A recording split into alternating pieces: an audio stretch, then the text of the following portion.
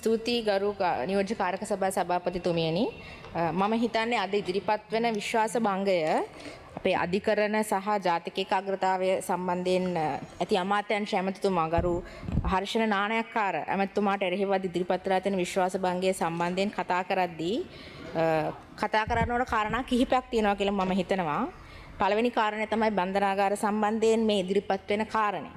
බන්ධනාගාර ගැන මම දීර්ඝ වශයෙන් කතා කරන්නේ නැහැ. මොකද ඉතාමත් වැදගත් තොරතුරු ප්‍රමාණයක් කතිකයන් විශාල ප්‍රමාණයක් අතින් ආණ්ඩු පක්ෂයේ කතිකයන් විශාල ප්‍රමාණයක් අතින් ඉදිරිපත් වුණා. එහිදී වැදගත්ම කාරණය තමයි බන්ධනාගාරවල අද තියෙන තත්ත්වය සම්බන්ධයෙන් කාලයක් තිස්සේ 2015 වර්ෂයේදී තමයි වැලිකඩ බන්ධනාගාරය සම්බන්ධයෙන් මම හිතන්නේ වැලිකඩ බන්ධනාගාරයේ සිරකරුවන් ඝාතනය කිරීම සම්බන්ධයෙන් සහ ඒ සිද්ධිය ආශ්‍රිතව පරීක්ෂණයක් කිරීමෙන් අනතුරුව වාර්තාවක් ඉදිරිපත් කරනවා. ඒකට 2015 රජයේ අගමැතිවරයා හිටි රනිල් වික්‍රමසිංහ මහත්මයාට තමයි මම හිතන්නේ මේ වාර්තාව ඉදිරිපත් කරන්නේ. ඒ වාර්තාවෙත් සඳහන් වෙනවා බන්ධනාගාර තුල තදබදයක් තියෙනවා. බන්ධනාගාර සම්බන්ධයෙන් ප්‍රතිසංස්කරණ සිදු කිරීමට අවශ්‍යයි කියන එක. එතකොට 2015 වර්ෂයේ 2015 වර්ෂයේ රජයේ හිටපු පාර්ශවයේ තමයි අද මේ වෙනකොට සමගි ජනබලවේගයේ ඉන්නේ බොහෝමයක් අය. එතකොට ඒ පිරිස මොනවද 2015 ඉඳන් 2019 වෙනකන් මේ සම්බන්ධයෙන් කළේ? බන්ධනාගාර තදබදය අඩු වුණාද? එහෙම අඩු වුණා නම් ඔවුන් රජෙන් එළියට යනකොටම 2020 අවුරුද්දේ කොහොමද බන්ධනාගාර මහර බන්ධනාගාරයේ නැවතත් සිරකරුවන් සම්බන්ධයෙන් ගැටලුවක් මතුවෙනවා. ඉතින් මම හිතන්නේ මේක අපි අර මම හිතන්නේ සත්‍යනිංගම් මන්ත්‍රීතුමා බොහොම පැහැදිලිව ප්‍රකාශ කරා. ඒක ඔහුට ස්තුතිවන්ත වෙන්න ඕනේ සම්බන්ධයෙන්.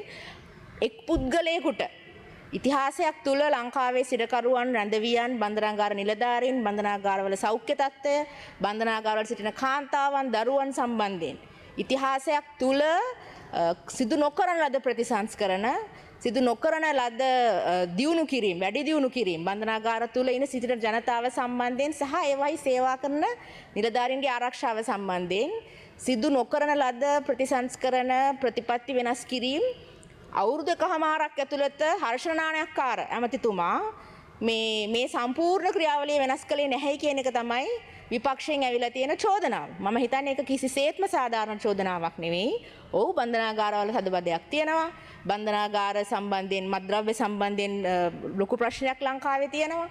මත්ද්‍රව්‍ය ප්‍රශ්නය වර්ධනය වුණේ කොහොමද කියන එක ගැනත් අපිට අවබෝධයක් තියෙනවා. ඉතින් මම හිතන්නේ මෙන්න මේ වගේ අපි ඇත්තටම උත්සාහ කරන්න ඕනේ පාර්ලිමේන්තුව හැටියට අධිකරණ ඇමතිතුමාව විශ්වාස භංගයකින් ඉවත් කිරීම නෙවෙයි අපි පාර්ලිමේන්තුවක් හැටියටත් දේශපාලඥයෙක් හැටියටත් පොදු වගකීමක් තියෙන්න ඕන මේ සම්බන්ධයෙන් ඔබතුමන්ලත් ආණ්ඩු කරලා තියෙනවා ඔබතුමන්ලගේ කාලවල ආණ්ඩුවල තිබිච්ච බන්ධනාගාරවලට මොනවද කරපු ප්‍රතිසංස්කරණ මොනවද ඒ කරපු මේ යෝජනා ක්‍රියාත්මක කරපු ආකාරය මොකක්ද කියන එක ගැන මම හිතන්නේ ඔබතුමන්ලා තමන්ගේ කතාවල ඒවත් ඉදිරිපත් කරන්න.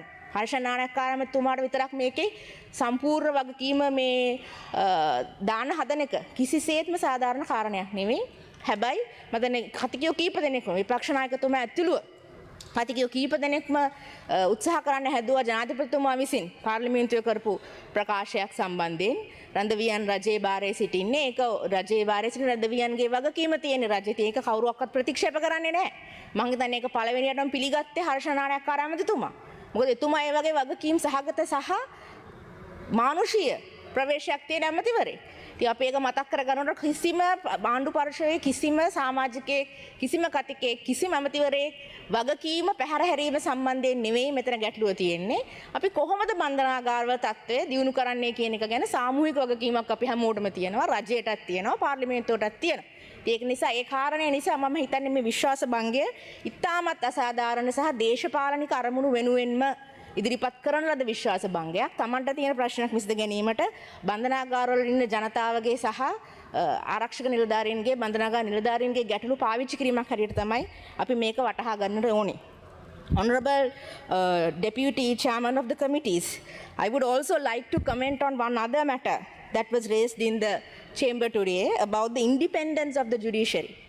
This was raised by several members of the opposition, especially by Honorable Member Rauf Hakim. And I would like to comment on it because this is being misinterpreted. What is independence of the judiciary has to be understood before we comment on it and before we politicize it. What is independence of the judiciary and why do we want it?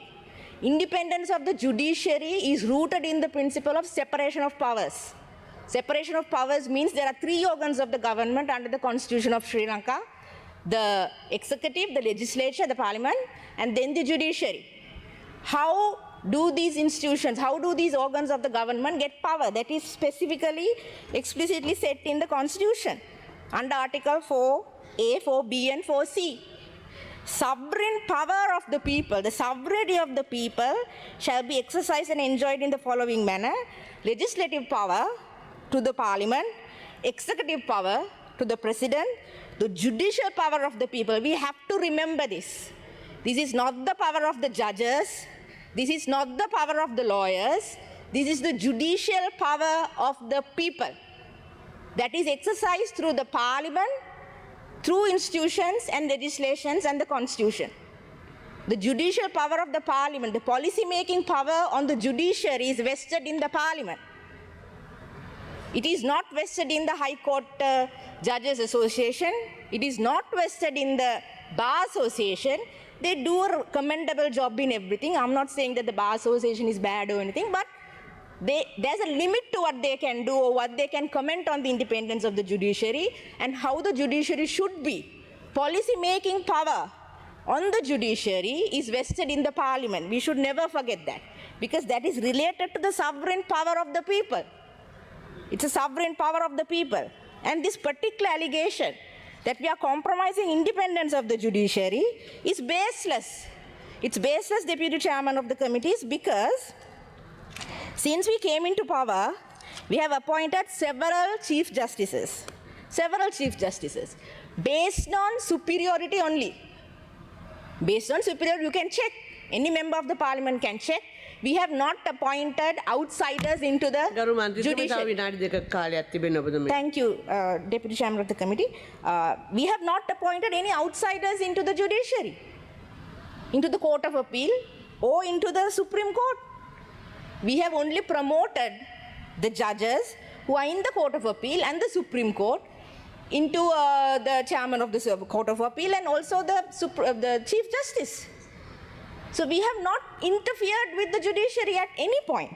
But we should also remember, under every president before President Andrakumara Dissanayaka, there have been appointments made, especially to the Chief Justice position. Especially to the Chief Justice position, every president has appointed outsiders. Every single president. So we have to remember, this is the practice of interfering with the judiciary. You appoint your loyalists, you appoint people you prefer into the judiciary. We have not done that. All of these judges who are purportedly getting this extension of retirement age are currently in the judiciary. They are in the Court of Appeal, they are in the Supreme Court, they are in the district courts, they are in the high courts and the magistrates. We are not freshly appointing anybody into these positions, except for the recruitment process that has been going on the magistrates. So this is baseless. This allegation that we are making an intrusion or an interference with the judicial power is baseless. We have to also remember there are incidents in the history. There was a parliament, the first woman chief justice of this country. The first woman chief justice of this country, female chief justice of this country, a prominent professor, a prestigious academic also, before she was appointed to the Supreme Court, she was impeached through a parliamentary select committee. That is an interference. Baselessly so. That is an interference. But policy making on the judiciary, whether it is the salaries, whether it is the number of institutions, just give me 30 seconds, Deputy Chairman of the committees, whether it's the salaries, the retirement age, the number of courts, the other legislations connected to the judiciary, that is the right of the parliament, that is the right of the people. True, lawyers work in the courthouses, judges work in the courthouses. It's deeply connected to our careers, that is true. But careerism is not the only approach we should be taking when it comes to justice. Because justice belongs to people. Courts are made for people. Justice is practiced for people. The purpose of judiciary, the purpose of courthouses is to deliver justice to people as expeditiously as possible. And that is the intention of any legal making, any policy change that the government is going to take forward in the future. Thank you, Deputy Chairman of the committees, for giving me the time.